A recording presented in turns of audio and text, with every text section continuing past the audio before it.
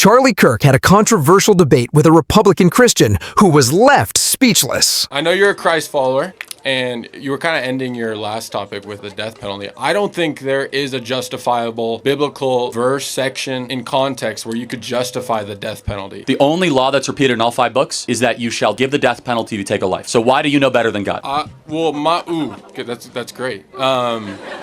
That's not man. Yeah. God said, if a life is taken, you shall take the life. So why is your opinion above God's own teaching to his people?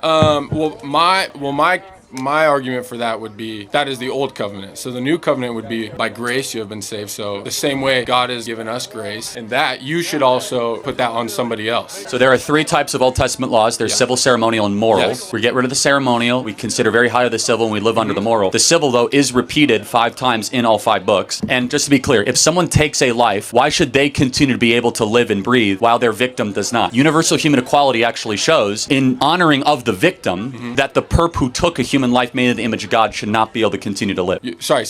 We honor the victim by giving the death penalty to the perp. Otherwise, you're saying that the perp gets something the victim does not have, which is life. I do understand that. I feel like you would take other examples, like Paul's ministry, for example. There are thousands and thousands of Christians yet turned his life around. Why did we not end his life? I would argue by the grace of God, he was able to start a ministry, proclaim the gospel of Jesus. And he eventually did get the death penalty, ironically. Yes, ironically, but that's obviously... So did James and Thomas. The Romans, yeah. I'm talking very simply. Death penalty for taking another life. And the argument is that it's in defense of the victim. It's honoring human equality for the victim. That victim no longer has life. That victim no longer is able to experience it. Why should the person who took the life be able to say it? It's actually dehumanizing to the victim. It's saying that, like, you get to keep on enjoying life in a prison cell or just being in a prison cell where the other person's life was taken.